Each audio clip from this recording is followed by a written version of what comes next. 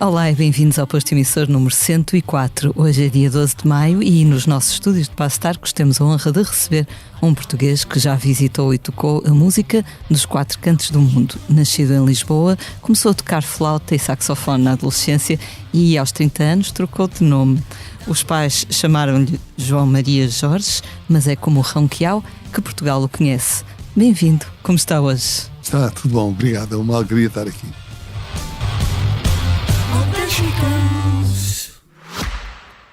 Francisco, é um prazer estar aqui consigo. Se descobre a si próprio como poeta? Essa é uma pergunta muito difícil de responder. Eu sou uma parte do braço que ele deixou para pôr em pé aquilo que ele Se queria. quiseres fazer um balanço da tua vida... Em contagem decrescente para os 50 anos do Expresso, Francisco Pinto Balsemão entrevista 50 personalidades ao longo de 2022. Não perca o podcast Deixar um Mundo Melhor, disponível em todas as plataformas e em expresso.pt.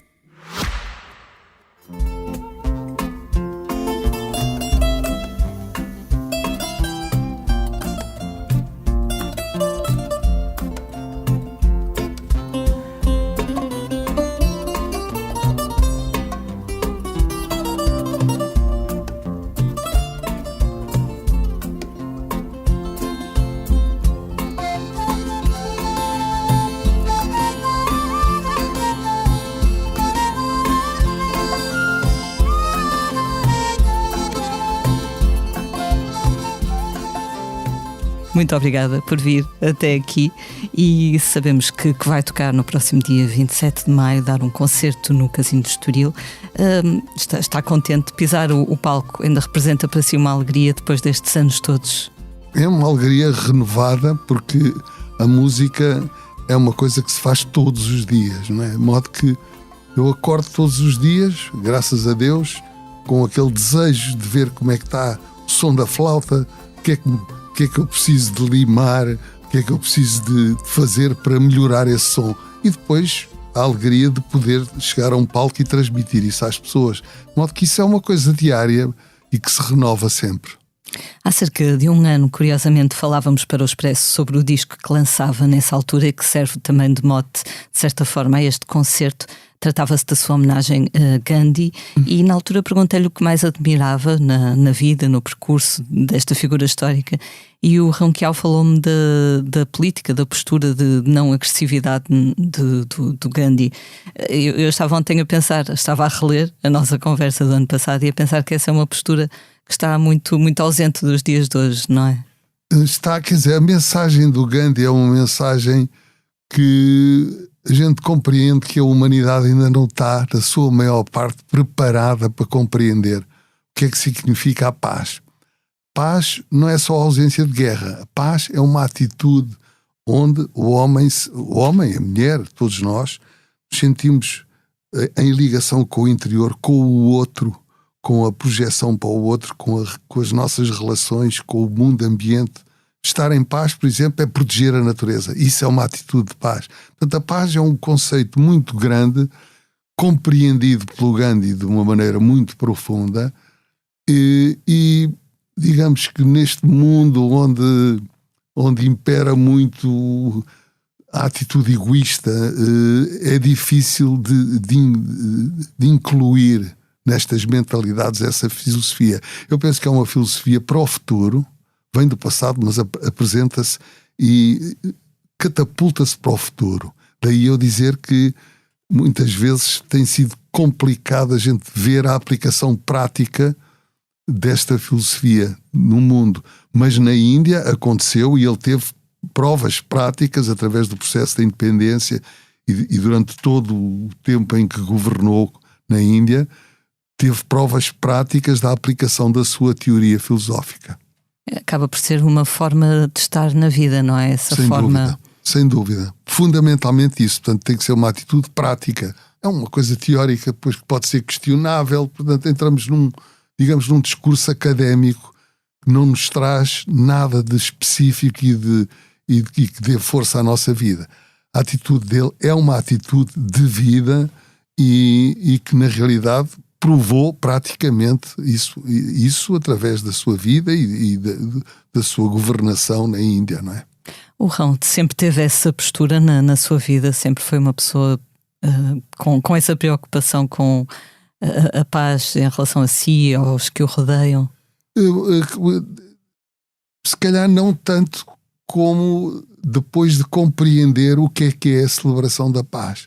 Lá está, a paz é uma coisa que não pode ser associada, como eu lhe disse, só à ausência de guerra, mas a toda uma atitude que depois vai fazer com que eu me relacione comigo e com os outros de uma maneira diferente. E esse caminho ditado pela paz é um caminho que leva a uma relação, quanto a mim, extraordinária e muito frutificante entre as pessoas. Voltando um pouco atrás, este disco começou, ou teve a sua semente, digamos assim, num convite que recebeu da Embaixada da Índia. A Embaixada da Índia convidou músicos de vários países para recriar um tema que se tornou quase um hino do país, um tema da predileção de Gandhi. E estava a ler que o próprio primeiro-ministro da Índia gostou muito da sua versão, não é? Pois, depois pareceu-me que sim, porque o que acontece, este tema é um tema que foi composto por um músico poeta do século XV, tem uma mensagem de grande humanidade, de espiritualidade muito profunda, muito bela, e o Gandhi adorava este tema. Associa-se sempre o Gandhi a este tema, inclusivamente no final do filme que fizeram, do Richard Attenborough, um excelente filme, com o Ben Kingsley, o filme O Gandhi, não sei se viu, mas é um filme muito, muito bom sobre ele. O tema de saída é precisamente este. O que é que acontece? Nós arranjámos, foi cada um de um país convidado a fazer um arranjo sobre este tema, e eu, o que é que me lembrei? Pensei, não vou chover no molhado, não vou tocar isto estritamente indianamente, entre aspas, falando, mas vou mostrar que sou de Portugal. E então fizemos um arranjo onde, vou pôr as aspas outra vez, afadistámos ligeiramente o tema e demos-lhe uma cor que depois deu origem a um português homenageia Gandhi. E terá sido também por isso, se calhar, que o primeiro-ministro lhe chamou a atenção e que apreciou. No ano passado falávamos das suas várias visitas à Índia. Dizia-me que já não ia lá há bastante tempo também, devido obviamente à pandemia. Entretanto já conseguiu voltar. Sim, eu estive lá precisamente num espaço antes da pandemia, onde estava a esboçar já este disco e pronto, quer dizer, tenho tido a oportunidade através dos anos de me dedicar ao estudo da música indiana como, digamos, um elemento muito importante da minha formação, e espero voltar lá em breve, não é? As coisas agora estamos a ter nesse aspecto um horizonte um bocado mais aberto, esperemos que sim, não é? Tem viajado já desde o... Enfim, ainda não podemos falar em final da pandemia, mas desde o abrandamento da pandemia. Já viajei, mas não muito, sinceramente. Agora é que estão a vir outras possibilidades e as coisas começam-se a desenhar. Nessa altura falamos também do impacto que teve quando foi a primeira vez à Índia, porque até me explicou na altura, não é, que os primeiros viajantes ocidentais que foram à Índia iam indo, não é? Como disse na altura. Mas o Ronquial não. O Ronquial apanhou um avião em Munique, na Alemanha, e passado umas horas estava ali no meio de uma realidade completamente diferente, não é? É muito impactuante. Eu andei ali à nora um bocado de tempo, porque não estava preparado para aquilo. Pois era uma concentração enorme das pessoas na cidade, depois a dormirem na rua. Aquilo fez-me... Senti-me ali... Estava a ver quase que não conseguia aguentar, digamos, o impacto de tudo aquilo. O que é que acontece? O que tem que ser tem muita força, e eu tinha um espetáculo 2 ou 3 dias a seguir, tinha os ensaios e pronto, lá me forcei.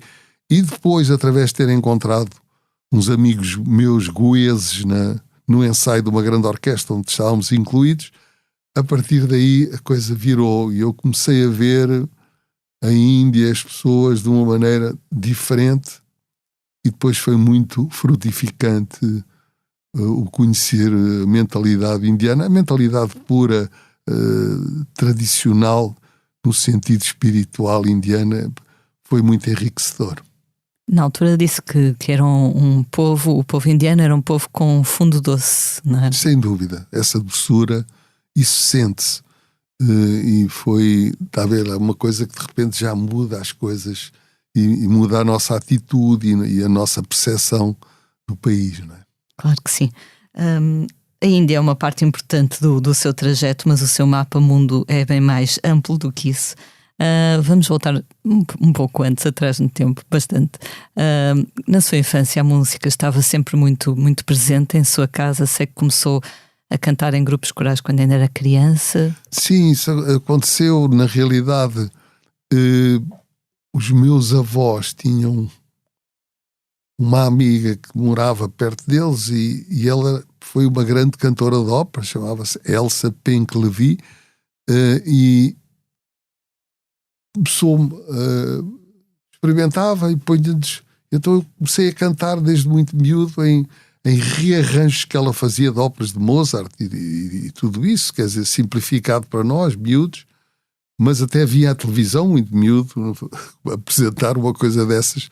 Bem gostava de ver esse filme, porque foi nos primórdios da televisão, mas isso foi, digamos, algo que depois se imiscuiu em mim e foi, de certa maneira, uma formação.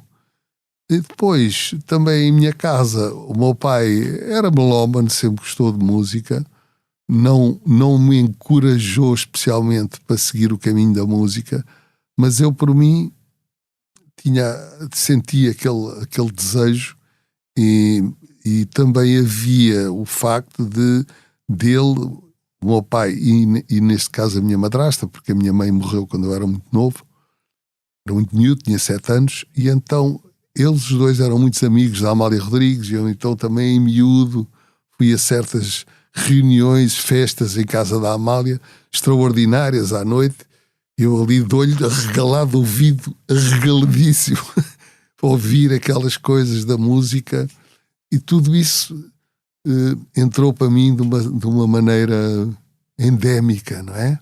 Que depois, sei lá, todas essas conjugações, e acho que por um gosto natural pela música, depois comecei a tocar instrumentos de sopro. Cantava com essa sua vizinha, a cantora de ópera, mas depois acabou por escolher estudar flauta e saxofone. Sim, mas tudo ligado, porque eu considero que a música é uma só.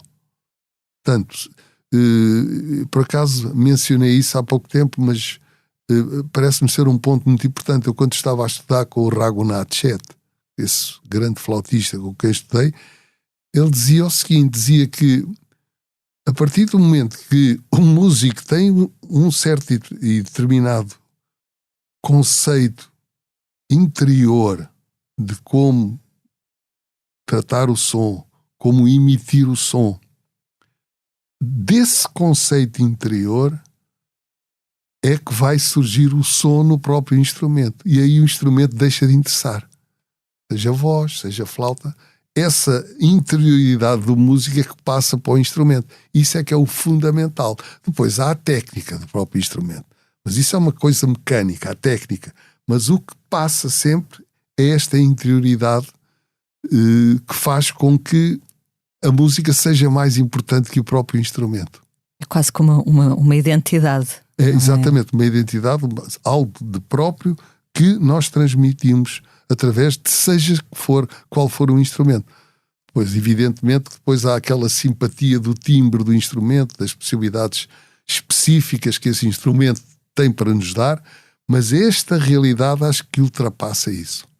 É curioso, se calhar é também o que sentimos noutras artes, não é? Um pintor, se calhar também precisa de encontrar essa sua identidade, essa sua interioridade. Sim, tudo bem, vem de dentro, não há dúvida nenhuma. O que vale vem de dentro. Estava a ler uma entrevista sua em que dizia que achava que a primeira vez que viu alguém a tocar flauta foi num filme do Vasco Santana, assim num contexto meio bucólico. É uma coisa interessante. Eu era muito miúdo, aqueles filmes do António Silva, Vasco Santana. Há uma altura, não sei dizer qual é o filme, se é Canção de Lisboa, se é o Leão da Estrela, qualquer um desses filmes. Acho que é o Curado Ribeiro com a Milu ou com a irmã da Milu no filme, não tenho a certeza. Vão dar uma volta pelo campo, não é? Estão no carro, então o que é que isto passa-se, calculo eu, nos anos 30, 40, não sei exatamente, e a câmara está dentro do carro a fazer como se fossem os olhos deles, os dois, a darem uma volta pelo campo. E então veem várias coisas, o ambiente à volta de Lisboa, e de repente está um tipo sentado em cima de uma pedra com uma série de ovelhas à volta e ele com uma flauta a tocar. Essa imagem marcou-me muito e depois eu pensei, estamos na presença de um sábio. Qualquer coisa na sabedoria daquele homem ali, está ali a tocar a sua flauta, está tudo bom, está tudo bem. Esse aspecto bucólico da música, solitário num certo aspecto, solitário porque ele está sozinho, mas não está sozinho, quer dizer, está junto com a natureza, com a sua expressão, está consigo próprio, está a projetar qualquer coisa. Isso sempre fascinou. E a natureza também, não é? Sempre foi a natureza. Um chamamento para si, sim, apesar de ter nascido na cidade. É verdade. Ou se calhar por ter nascido na cidade. Ou se calhar por isso, quem sabe, não é? O facto é que na realidade eu sinto um espírito, um bucolismo no meu espírito, sinto isso. O que é que retira mais da natureza? O pulsar, a unidade, uma força interior que a gente sente na natureza, porque tudo está na natureza, não é? Que a gente vai, tira uma fruta da árvore, não é?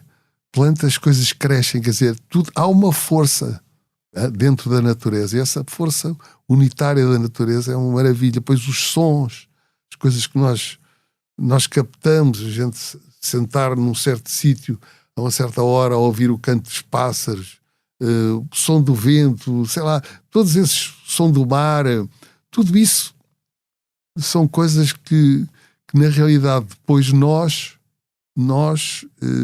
sentimos esse impacto e faz-nos bem. Há uma coisa muito interessante também, que por acaso há pouco tempo estava a falar, disse, olha, se estiveres com um grande stress, muito... aquelas coisas às vezes que a gente sente que está irrequieto, ansioso, é parar à beira de um campo onde está uma vaca a pastar. É fixar a atenção numa vaca a pastar. Eu garanto que ao fim de pouco tempo a calma vai vir. Mas concentrar-se, olhar para a vaca, a maneira como ela olha, como ela está ali, a paz que transmite aquele animal no meio da natureza, de certeza que vai fazer alguma coisa no bom sentido. Às vezes penso isso quando estou a olhar para a minha gata, ela está a dormir ao sol, sem uma preocupação no mundo, eu penso. Exato, isso está lá, não é? Bom exemplo. Eu penso na vaca porque a vaca é o símbolo da paz, não é? E de certa maneira, um animal que transmite essa onda pacífica, e isso é muito interessante, não é? Há também uma certa ideia de permanência, não é? Outro dia falava com a fadista Aldina Duarte. Sim. E ela dizia que durante a pandemia deu por si a pensar ainda mais na importância da natureza, porque numa altura em que estava tudo virado do avesso, não é? As árvores continuavam a florir, os passaritos continuavam ali a cantar de um lado para o outro. Ainda mais porque se ouvia melhor, porque não havia o barulho dos aviões. Exato, sem dúvida. Que isso fique dentro de nós, quer dizer, no sentido, lá está, deste aspecto tão importante do Gandhi, da proteção da natureza, que é o tema que abre o disco e que no fundo é algo que nós temos que ter como muito presente, a riqueza e a riqueza fundamental que é realmente a proteção da natureza. Em várias entrevistas disse coisas muito bonitas sobre a flauta e a sua relação com a flauta. Uma vez disse que tocava flauta como quem cantasse fado, outra que a flauta é um instrumento mais próximo da voz humana. É uma relação bonita e saudável que tem com o seu instrumento, não é? Eu pergunto isto porque às vezes há músicos que se sentem um bocadinho assoberbados pelo estudo do instrumento, mas não é o seu caso. Não, repara, o controle dos mecanismos da flauta, dos mecanismos físicos da flauta é uma coisa muito complicada. É um instrumento muito difícil de gente lá está conseguir projetar aquilo que sentimos cá para fora. Mas é um instrumento realmente que, vem de uma cana, não é? Portanto, o elemento que a forma é completamente natural, é o instrumento melódico mais antigo do mundo. Há um mais antigo, que é a voz. A voz é o primeiro instrumento.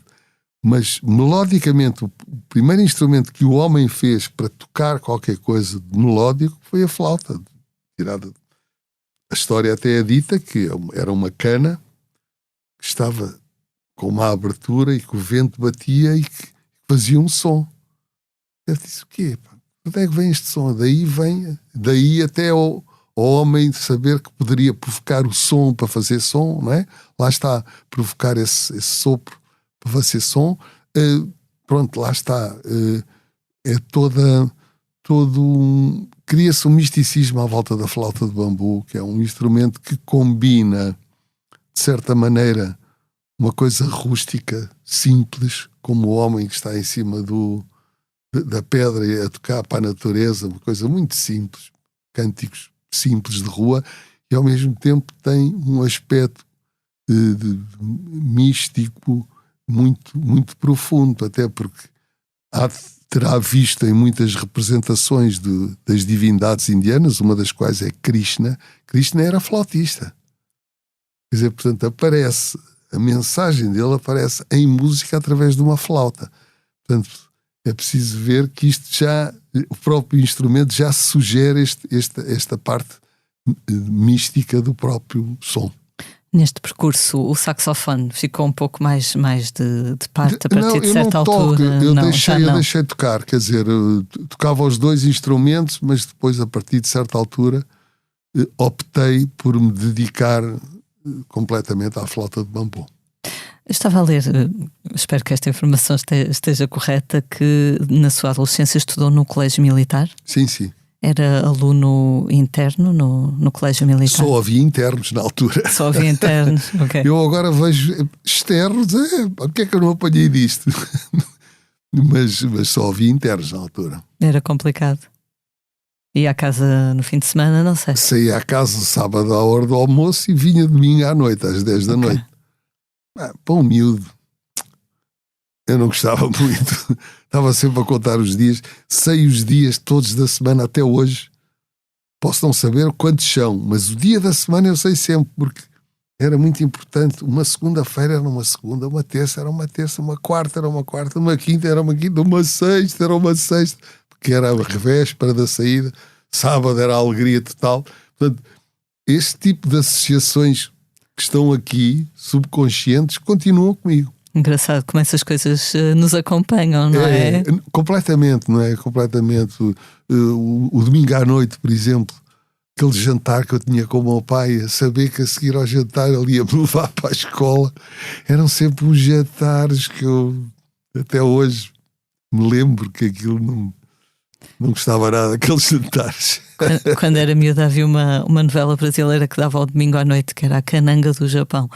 E ainda hoje se ouvir a música, que até era uma música bonita, mas triste, dessa novela, sinto-me angustiada, porque era aquela coisa de o fim de semana acabou e amanhã temos que ir para a escola. Ainda hoje é uma coisa imediata. Extraordinário que isso associa-se a nós. Tem piada. É uma situação diferente, mas que tem muito parecido. Sim, no fundo. Depois passou meteoricamente pelo curso de Direito. Sim, sim. Nunca pensou realmente levá-lo até ao fim? Não. Quer dizer, não, porque de certa maneira o meu pai sempre me encorajou a tirar um curso, e não, no princípio, não, a minha vida como músico profissional, ele nunca me encorajou nesse aspecto. Gostava que eu tocasse música, mas que fosse um músico com, digamos, uma profissão. Mas de resto, quando a gente entra na música, não pensa, eu vou para músico profissional. A gente entra na música pelo gosto de tocar, né? Depois continuam. Tenho um sobrinho que tem muito jeito, é guitarrista, e está a tirar o seu curso. Eu disse-lhe, inclusivamente, olha, eu acho que tu não largues, porque ficas sempre com uma coisa, digamos, a vida de um músico é uma vida muito incerta. Veja lá bem o que é que se passou nestes 2 anos, pessoal que ficou sem trabalho, daqueles que tinham um trabalho diário em hotéis, em coisas, de repente ficaram. E depois o músico não tem aquela mentalidade de pôr de parte, não é bem, não é a formiga, o músico é a cigarra, não é? E então isto foi uma coisa muito pesada, e eu então de certa maneira compreendia o meu pai nesse aspecto. Mas depois entrei na música, comecei a fazer espetáculos aqui e ali, tornei-me músico de estúdio e as coisas evoluíram para esse lado. Lembra-se da altura em que pensou que já não havia mesmo volta a dar, que agora era oficial? Não, acho que nunca houve esse dia. Houve de repente o dia de eu já me encontrar a fazer, e então chegar à conclusão, sim, já estou nisto, e depois já tinha embalado, pronto. No início dos anos 70 foi viver para a França, voltou Sim. Depois na altura da Revolução, mas segundo li, não encontrou um ambiente muito propício à música jazz que fazia na altura. Não, porque repara, o jazz foi afetado negativamente em muitos sítios, pessoas que não compreendiam bem, porque, de certa maneira, no regime anterior ao 25 de Abril, era a música revolucionária, era a música dos pretos, quer dizer, do melhor sentido da palavra, como é evidente, os músicos, não, pá, esta música desse pessoal, revolucionária, não, a gente não quer cá disso. A seguir ao 25 de Abril, era a música americana do imperialismo americano, quer dizer,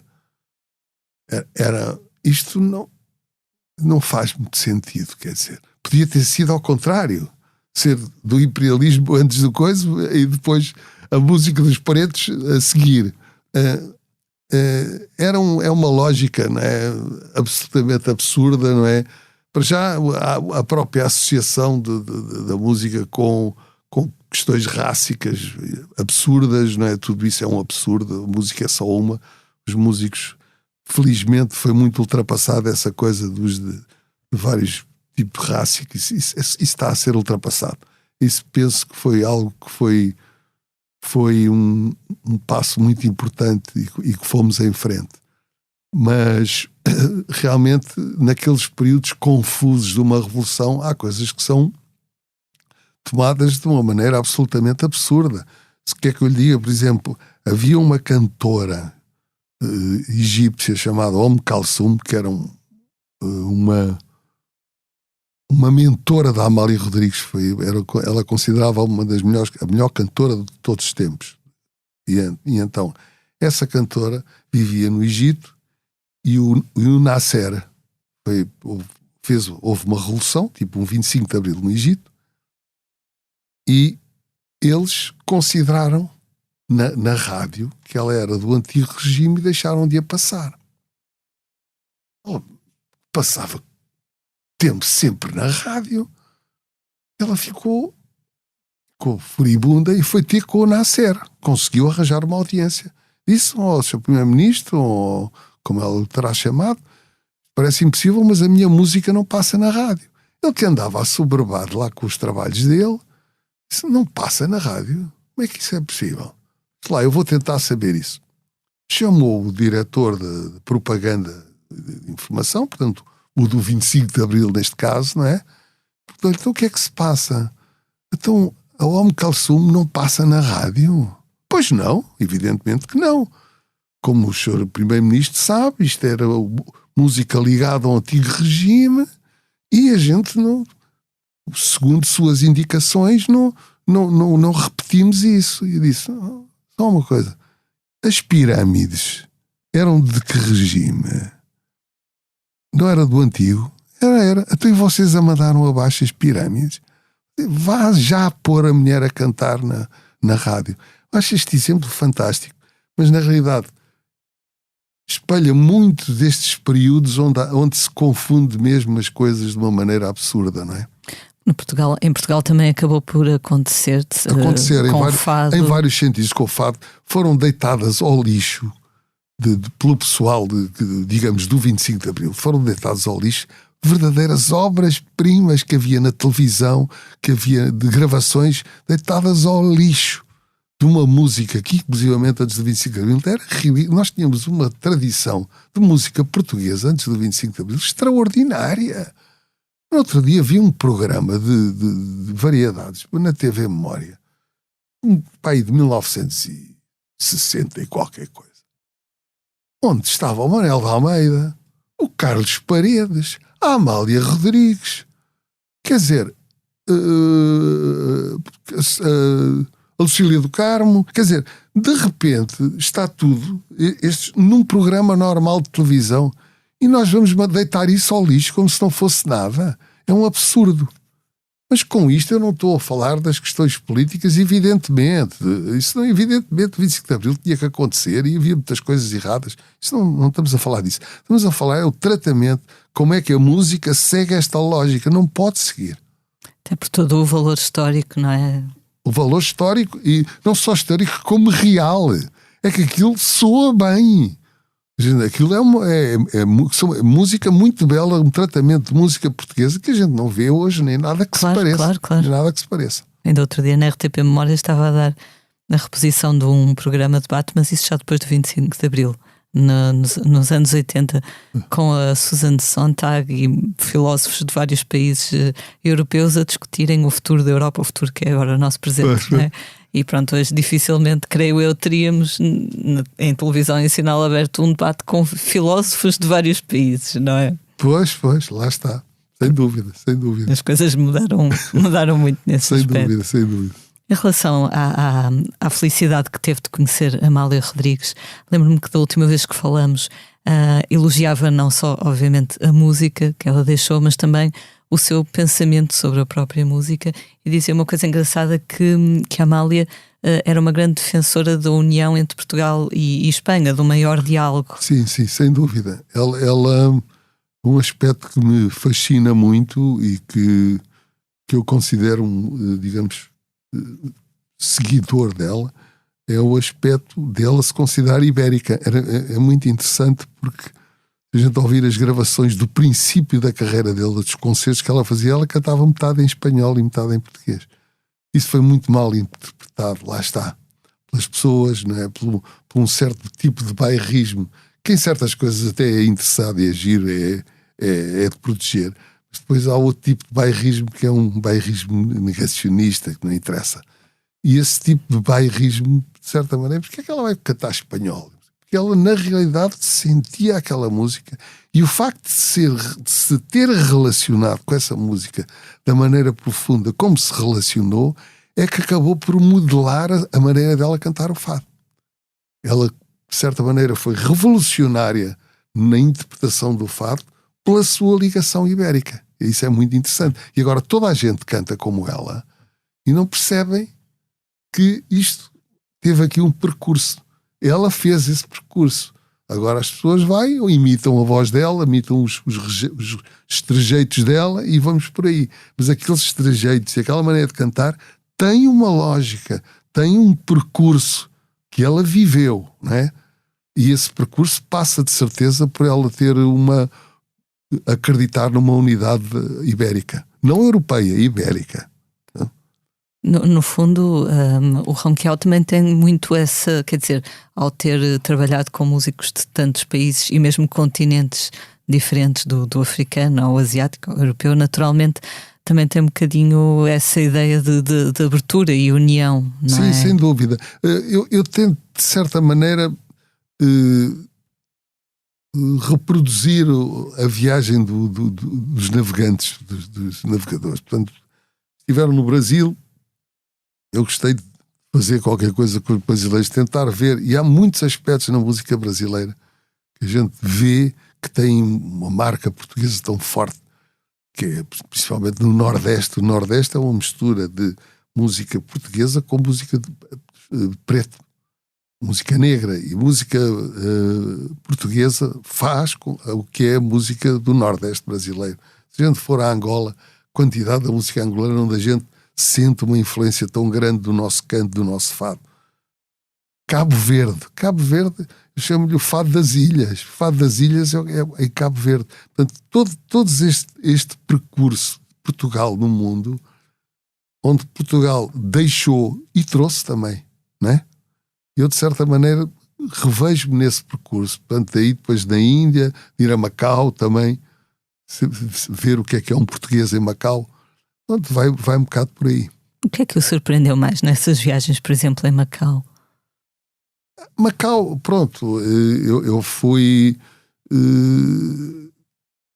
quer dizer, o interessante que eu vi em Macau e que me fez pensar foi olhar para uma casa, não é? Olhar para uma casa das construções típicas, antigas de Macau, onde eu vejo, isto é português. Pá, mas não é português. É português, mas é português. Isto é um português na China. Mas a gente, quer dizer, aquilo é algo que nós vimos e tem já uma raiz. Aquilo não é frango com ananás e com açúcar e depois um bocado de sal e natas. Não é uma mistura feita assim. Aquilo é uma coisa que criou uma raiz e vem de uma junção entre dois povos. E eu penso, se é possível fazer isto na arquitetura, porquê é que não será possível fazê-lo na música? É porque é possível. Se na arquitetura não tivesse lá nada, a gente podia dizer, isto vai ser difícil. Mas estava na arquitetura, e então isso marcou em Macau, e então lá está, ficou um português em Macau. Até pastéis de nata há por lá também, não é? É verdade, sem dúvida. Em 76 deixou de assinar como Ramos Jorge, passou a assinar como Ronquial? Pois foi... isso... Pronto, veio depois de eu estar em França, quer dizer... não, até próprio Ramos Jorge, eu não sou Ramos Jorge, mas sei lá, foi uma coisa que ficou e as pessoas de certa maneira me conheciam assim, mas depois comecei a adotar o nome Ronquial e ficou, não é? Era importante de certa forma ter uma nova identidade para essa... Eu não pensei, acho que não pensei nesses termos. Penso que o nome acaba por ser... Eu gosto de ver um nome que soa... Aquilo soa-me bem, as duas palavras, né? Há palavras que a gente diz e que acha uma maravilha. Por exemplo, uma palavra que eu me lembro, há uma palavra que eu acho uma maravilha. Anadia. Eu digo Anadia... isto era bom, pá. Uma terra que se chama Anadia é muito agradável, não é? O som das palavras, de certa forma, isso tem uma coisa que tem um impacto sobre mim, independentemente do significado. Também o Rão, como falávamos há pouco em off, também já era uma alcunha que eu acompanhava desde criança, graças ao seu irmão, não é? Isso só pode ser português, não é? Exato. Quer dizer, é por causa do ão, não é? Pronto, o meu irmão, em vez de dizer João, dizia Rão, pronto, claro. Colou, exato. Estávamos aqui a falar de todas as fusões ou todas as uniões que promoveu ao longo das décadas na sua música. Hoje em dia, a ideia do world music para designar aquela música não anglo-saxónica está muito firmada, mas na altura se calhar não é? Acabou por ser um bocadinho pioneiro nesse aspecto. Eu não acredito numa música do mundo feita de qualquer maneira. Tenho feito certas experiências, por exemplo, pegar num sueco, depois um nigeriano, depois um japonês, pô-los todos num estúdio e ver o que é que aquilo dá. Eu, pessoalmente, portanto, isto trata-se da minha maneira de ver, não é? Eu, pessoalmente, não vou para esse lado, vou para o lado de nós conseguirmos encontrar o ponto comum e fazer uma música gosto de fazer uma música que eu cante sozinho para mim. Não é uma coisa experimental que não tem que se insinuar e eu esteja a guiar o carro e a música venha e eu possa trauteá-la. Esse tipo de música, essa música é que para mim é a música do mundo, onde abatemos certas e determinadas fronteiras e juntamos e arranjamos coisas comuns e interesses comuns, mas não é uma coisa unitária, aleatória. Isso não vou por aí. Lá está. Eu, de certa maneira, gostei de ver aquele edifício em Macau para perceber que era possível uma coisa que fizesse sentido. Na Índia também muitas coisas muito interessantes aconteceram. Até uma história muito que tem a ver com isso. Eu estava na Índia e ouvi numa rádio a Amália Rodrigues a cantar. Era um programa indiano falado em inglês e de repente passa a Amália Rodrigues a cantar fado tradicional. Eu gravei. Vai achar piada esta história. Eu gravei aquilo e eu estava a estudar música vocal com um cantor indiano que nem sequer sabia onde é que era Portugal. Ouviu falar vagamente, um homem da Índia, né? E eu gravei a Amália a cantar assim e cheguei à minha aula e eu disse-lhe: mestre, gostava que ouvisse aqui esta cantora, uma grande cantora portuguesa, gostava que ouvisse a dizer o que é que pensa.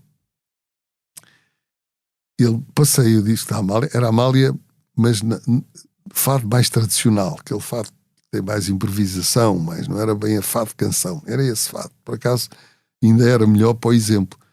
Ele ouviu, então o que é que pensa? Ele disse: para já tem uma voz extraordinária, gostei muito de ouvir, lindíssimo. E para além disso, devo dizer-te que me soou a música iraniana. Bom, isto é uma coisa muito interessante, porque estou a falar com um músico, um cantor. Indiano, não é sim. Estamos a falar com um homem que vive na música e que vê as expressões. A ele soou-lhe a música iraniana. Portanto, lá está, de ver, de certa maneira, um certo e determinado canto português que tem uma grande universalidade e que aponta muito para o Oriente. Há uma teoria, enfim, não sei se pode chamar uma teoria, mas uma intuição, se calhar, de que todas as músicas de origem popular têm uma espécie de uma base comum, não é? Que poderia explicar algumas semelhanças. Sim, exato. Sem dúvida.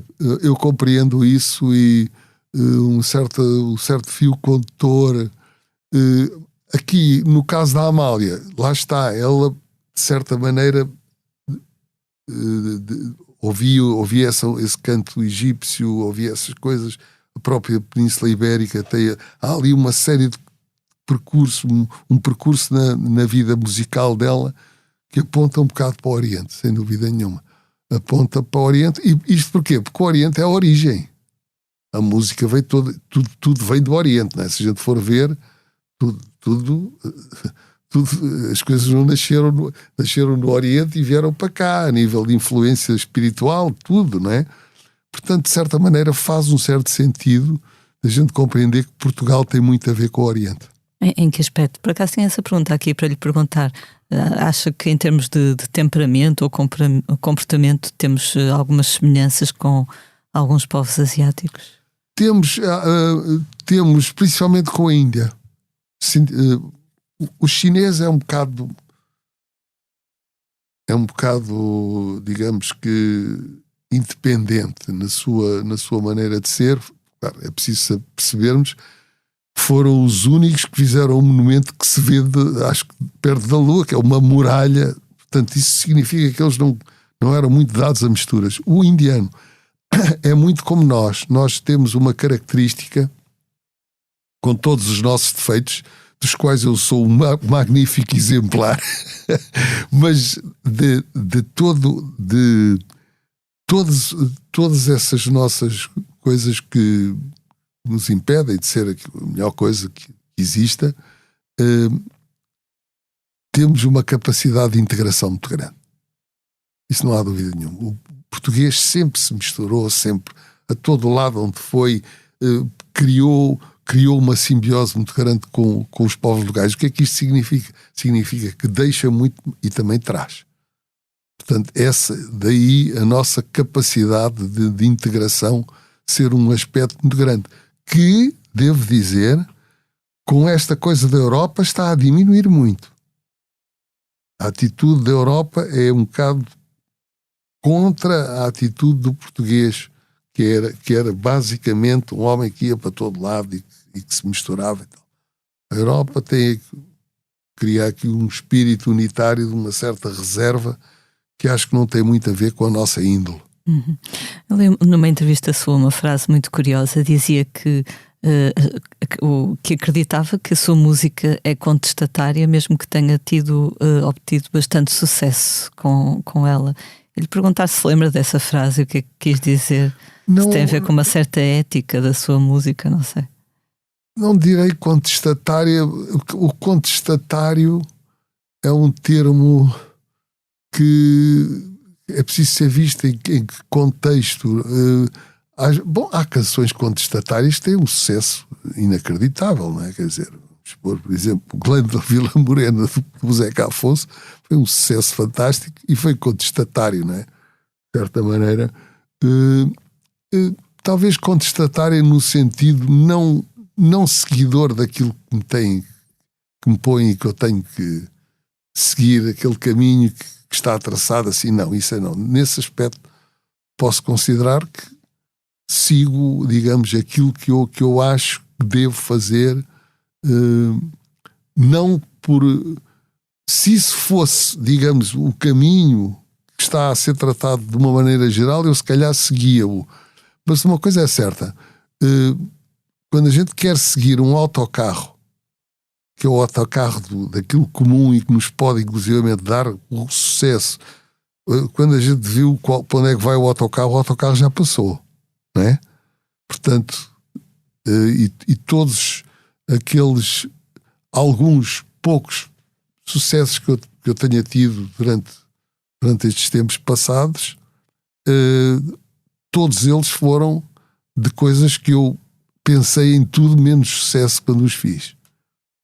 Não é? Às vezes tenho um produtor, não, se a gente fizer isto assim, olha, isto bate assim, bate certo, não é? Mas esses não foram feitos nesse aspecto. Quase sempre é assim, não é? Quando lemos sobre a história dos grandes sucessos, quase sempre foi feito feito sem ter ideia nenhuma disso. Portanto, no fundo a gente não sabe grande coisa, é o facto, não é? No fundo é bom, não é? Ainda não somos todos robôs, assim, não é? Não, a gente tem que lidar na vida com incerteza, com alegria na incerteza. Sem dúvida. Diz também que a música é a voz de Deus. Qual é o papel da fé na sua vida? Sim, sem dúvida, eu acredito que a música é a voz de Deus, quer dizer, a gente compreender a unidade interior que a música provoca, a gente percebe, na realidade, como dizia Guerra Junqueiro, o horizonte humano é estreito. Não é? Portanto, esse horizonte só é projetado através da gente compreender que tem uma realidade superior que nos modela, que nos atira para tudo aquilo que é bom e que a gente tem que compreender e seguir. Isso para mim é fundamental.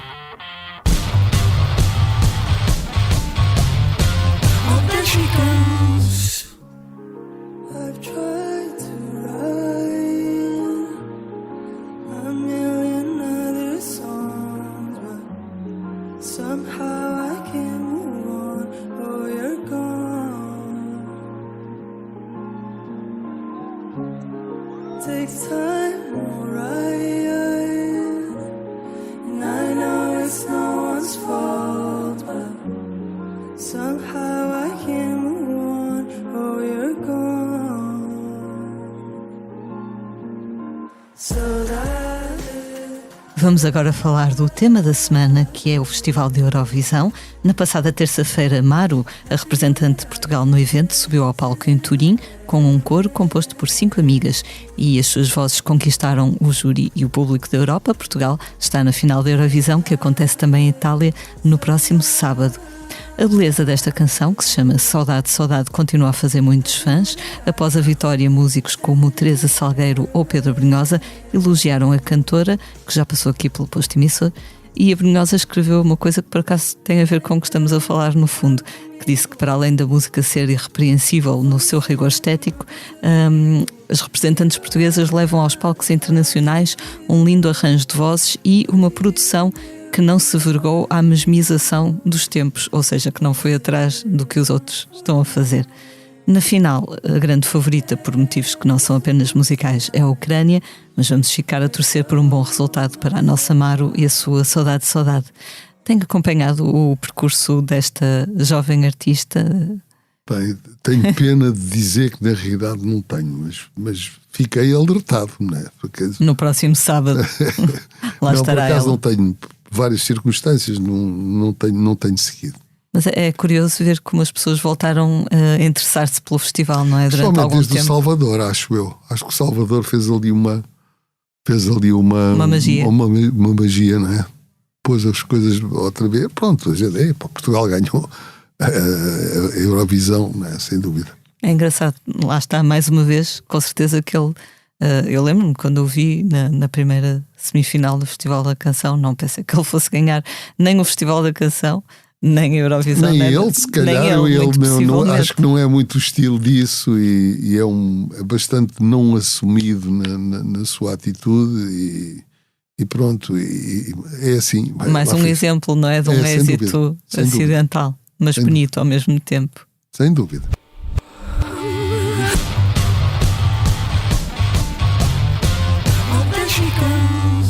This world has ears and rocks have eyes.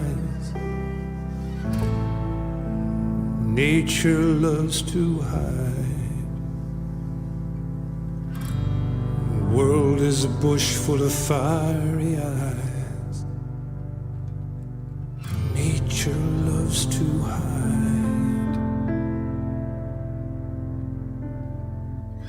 I've traveled a lot, I was observed. I was observed and unaware. I've traveled a lot unaware. Agora vamos falar sobre o que andamos a fazer na redação. O nosso colega Rui Miguel Abreu já viu o filme This Much I Know To Be True. É um documentário sobre a relação criativa entre o australiano Nick Cave e Warren Ellis, que é seu parceiro na banda Bad Seeds. O filme teve estreia em Portugal esta semana, ainda pode ser visto no Cinema Nimas, em Lisboa, e no Teatro Circo de Braga. Numa daquelas tristes ironias do destino, Nick Cave, portanto, que é retratado neste documentário, apresentou o mesmo com as palavras: todos vivemos as nossas vidas perigosamente à beira da calamidade. Entretanto, o filme estreia na semana em que um dos filhos do músico morreu, aos 30 anos. E este é já o segundo filho que Nick Cave perde, já em 2015. Que horror.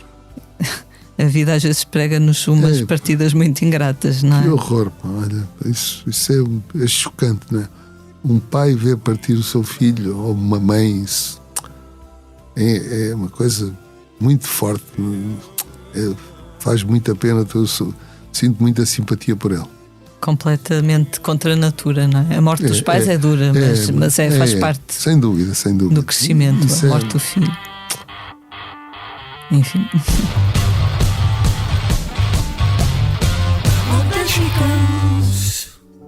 Não quero cantar o amor que morreu, não quero lembrar nada. Vamos agora falar do disco da semana. Já está disponível em todas as plataformas Amoras numa tarde de outono, o novo álbum de Cristina Branco com o pianista João Paulo Esteves da Silva. Este disco reúne canções que a dupla tem vindo a tocar ao longo de mais de 20 anos e pretende funcionar como uma fotografia dessa mesma relação. Entre os 14 temas do disco, que foi gravado ao longo de 2 tardes de outono, daí o título, há inéditos e reedições. A maioria dos temas é da autoria de João Paulo Esteves da Silva, mas, por exemplo, há uma canção chamada Este Silêncio, que é de José Mário Branco e Manuela de Freitas. Para os autores, o objetivo do disco foi transmitir a proximidade que só um recital de piano e voz podem oferecer. Ronquial. É um conceito bonito. Esta sem ideia dúvida. da proximidade da Sim, voz e do sem piano. dúvida, sem dúvida. E terá que ter um espaço adaptado para isso. Isso eu acredito que um bom teatro, um teatro com boa acústica, pode maximizar, digamos, a prestação da voz e do piano. Mas é um conceito bonito, inclusivamente o fado tradicionalmente foi muitas vezes no princípio acompanhado no piano. Portanto, eu sei que a Cristina Branco tem muitas coisas ligadas ao fado, se calhar não será fado no sentido estrito da palavra, mas penso que será um bom disco, de certeza. Foi um disco produzido com o apoio do Garantir Cultura, como de resto têm sido agora vários discos. No fundo, possibilitou que alguns projetos menos comerciais acabassem por se concretizar. Sem dúvida. Por favor, mantenham-se. Exato, que não seja preciso mais uma desgraça. Exato, pode querer. Continua a acompanhar o novo fado que se vai fazendo, já percebi que está bastante a par. Sim, quer dizer, eu toco fado à segunda-feira, vou à mesa de frades, todos os 15 dias vou lá tocar e a flauta é a fadista, não é? Dessa noite. Mas tenho seguido algumas coisas, portanto não posso estar a dizer que tenho seguido especificamente, não é? Mas conheço algumas cantoras, a Terezinha, que às vezes toca, a Terezinha Landeiro, que está lá que eu vi praticamente começar desde os 12 anos a cantar lá na mesa de frades. A Lina também estive com ela agora, sei lá, várias cantoras que estão aí e que o fado está aí para continuar. Terezinha é bem jovem, não é? Sim, comecei, lembro-me dela, bem jovem, achei muita piada, que depois ela às vezes fica ali naquela coisa tipo Joselito, não é? Fica só naquela coisa da miúda, mas seguiu e está bem e pronto. Escreve as suas próprias letras. Pois, sim, está bem. Alguma ainda piada. Ainda bem.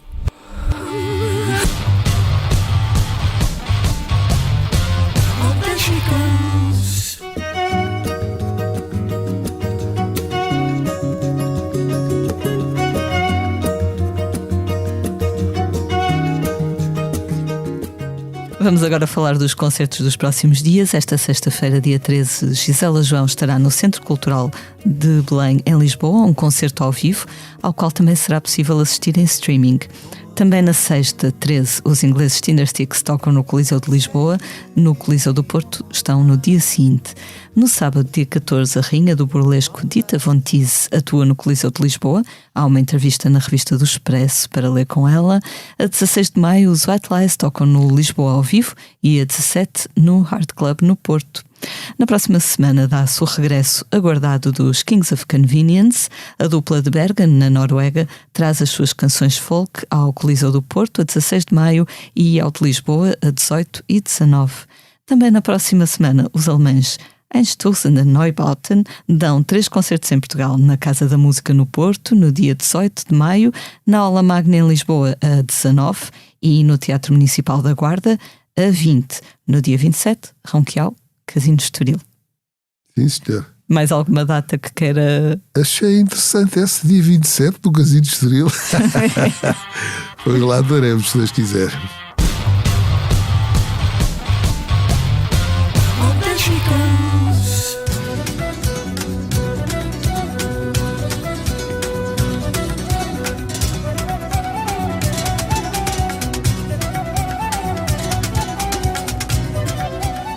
Muito bem, chegamos assim ao final de mais um posto emissor. Fica o nosso agradecimento ao Ronquial. Muito obrigada. Foi um prazer. Obrigada. Muito obrigado pelo convite, Lia. Olha, foi uma alegria falar consigo mais uma vez. Tudo de bom. Muito obrigado. Muito obrigada. Eu sou a Lia Pereira. Os temas de abertura e conclusão são da autoria de Legendary Tigerman. A edição multimédia esteve a cargo de João Luís Amorim. Como é hábito, vamos finalizar com uma leitura do nosso convidado. O que nos vai ler hoje? Bom, eu gostaria de eu vou dizer de memória, não é? Portanto,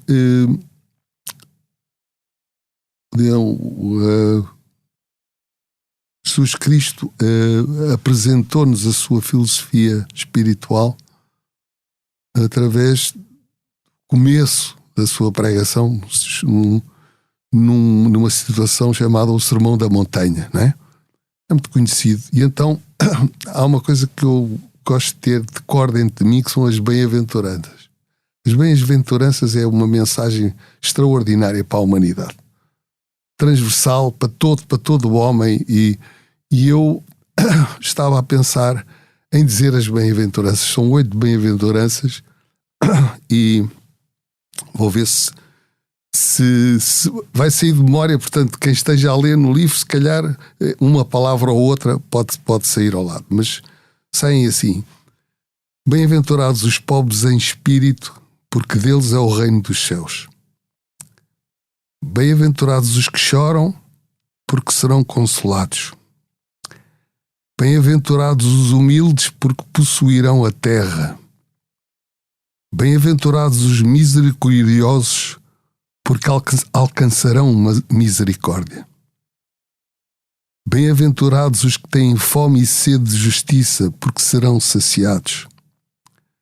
Bem-aventurados os limpos de coração, porque verão a Deus.